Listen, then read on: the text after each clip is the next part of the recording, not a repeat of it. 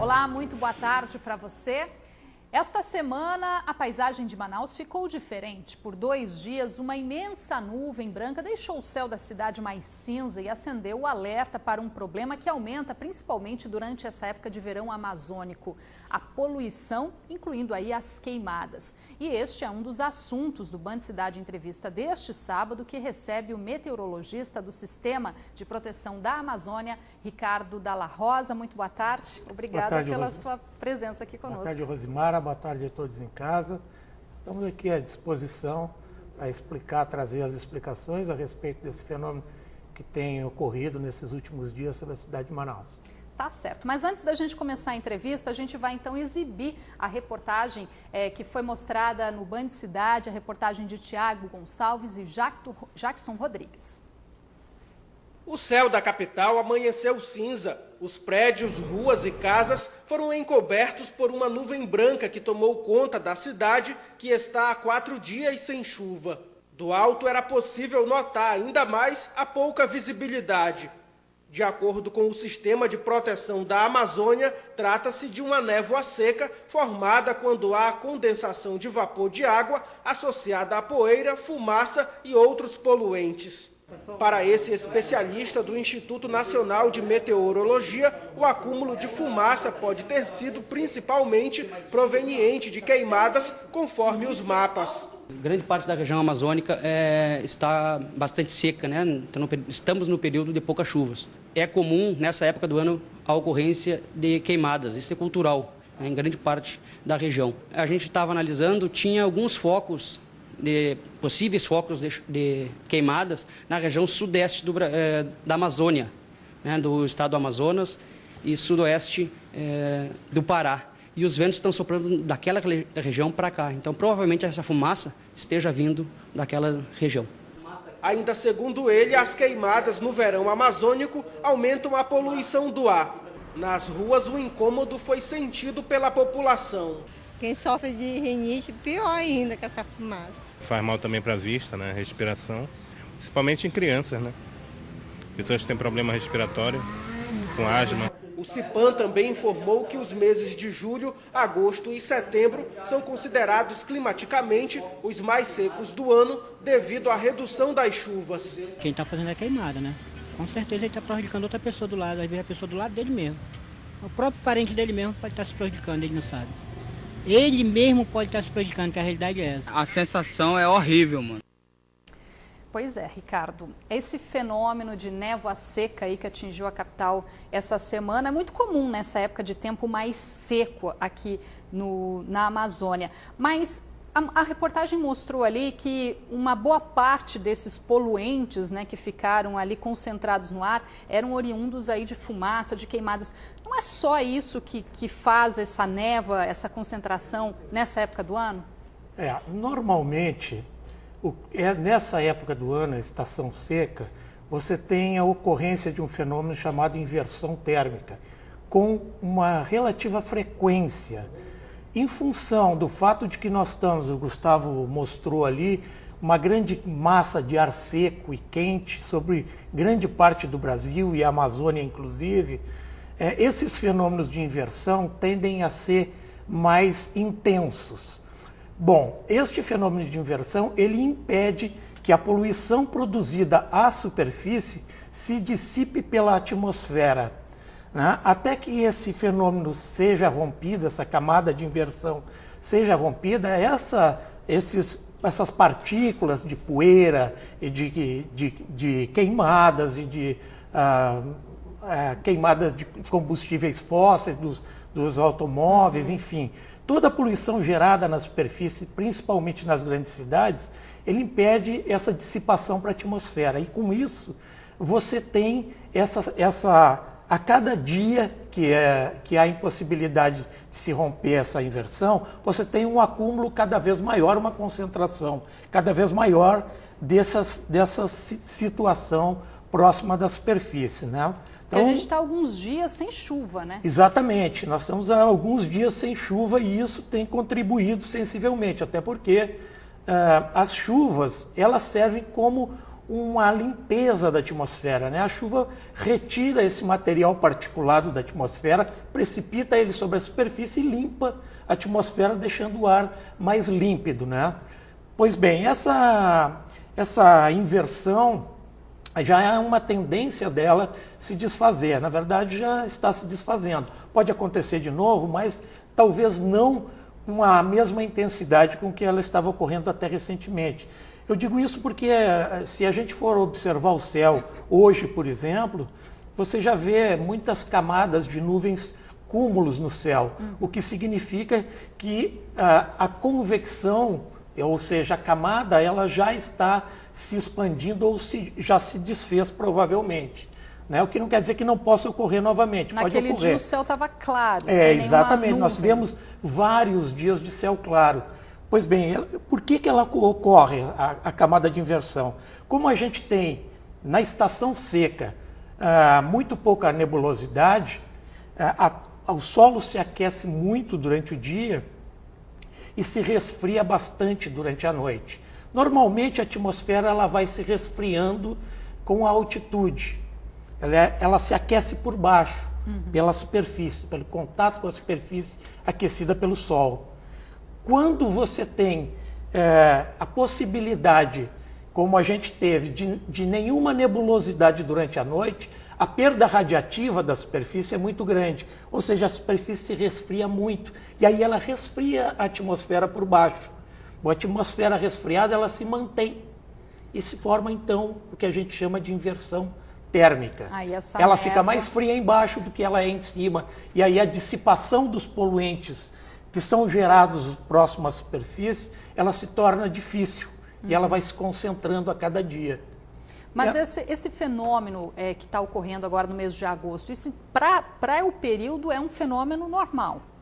Ele é um fenômeno normal, né? Como eu falei, as inversões estão mais intensas, né? Difíceis de se romper ao longo do dia, em função principalmente dessa grande massa de ar quente e seco que o Gustavo estava mostrando ali na reportagem, né?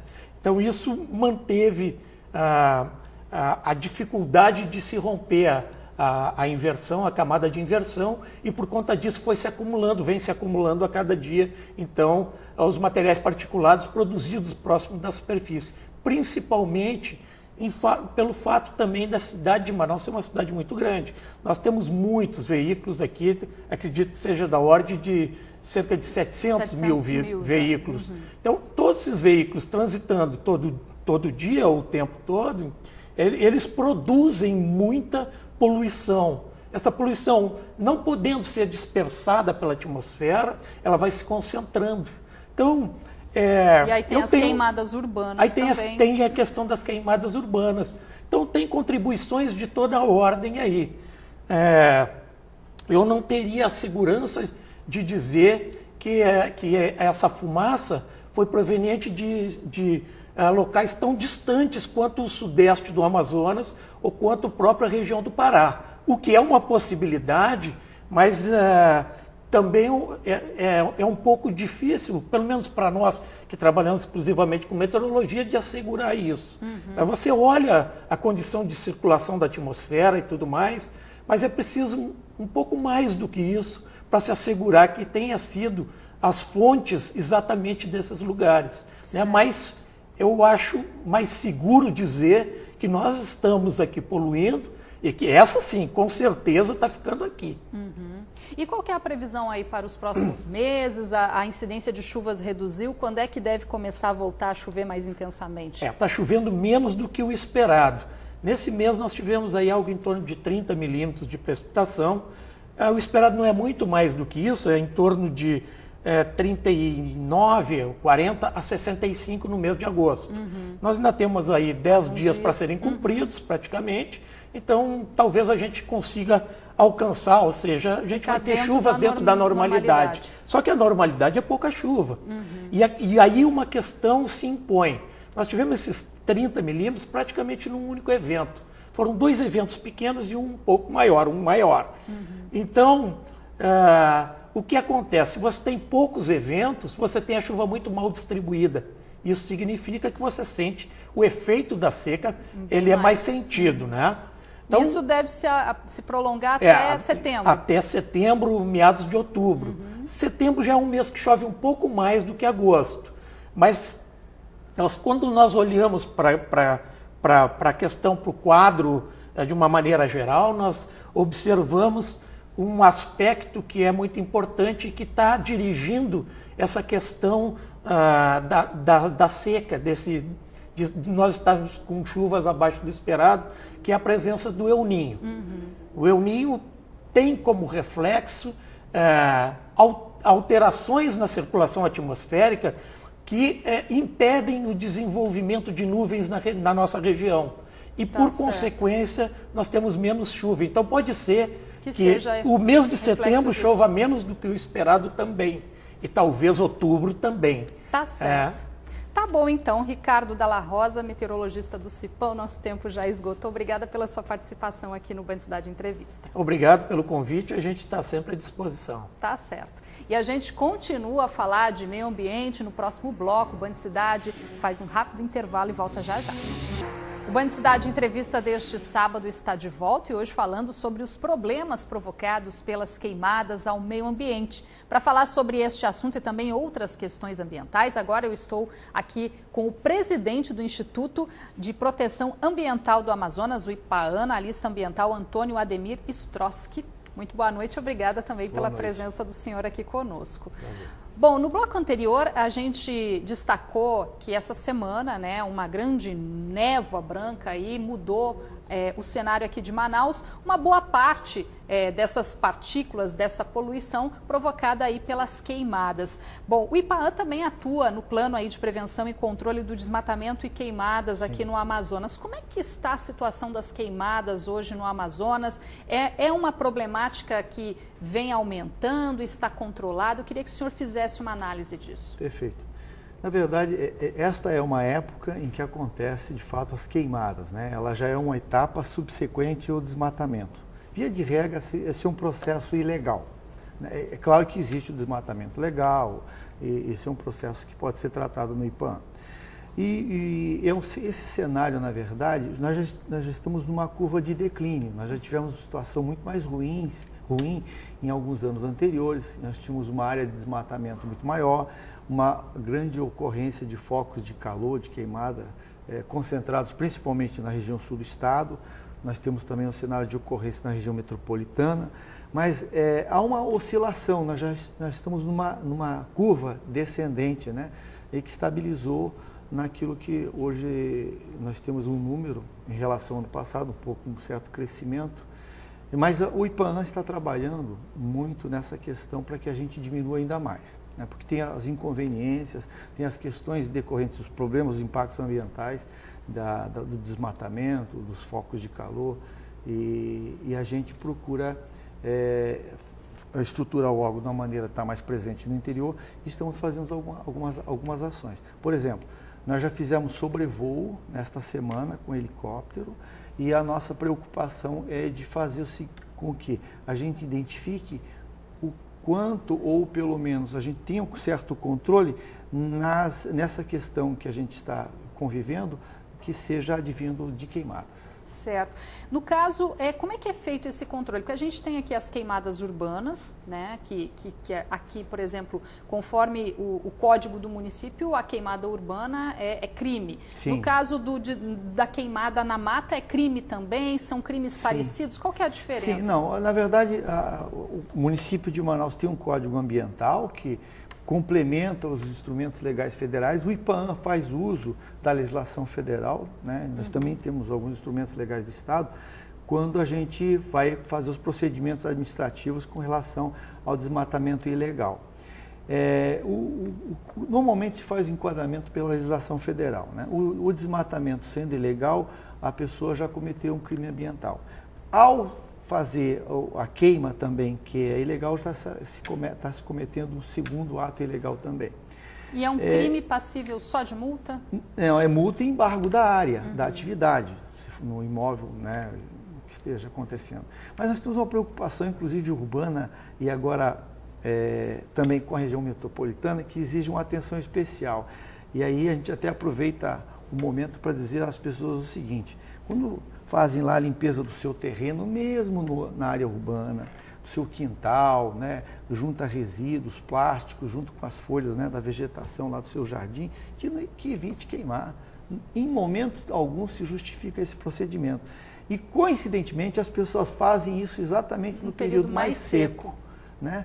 Aí vai juntar, é uma conjunção de uma situação negativa e que traz esse cenário, e por essa razão a gente está aqui conversando sobre isso hoje. Já no interior do estado, a queimada está mais ligada ao desmatamento. É a expansão da atividade agrícola, da atividade de pecuária. Né? Então nós temos um período em que é feito o desmatamento, aí as pessoas aguardam um momento adequado, que a vegetação já está seca, propícia para fazer a queimada. E às vezes pode sair do controle também, né, de quem está fazendo.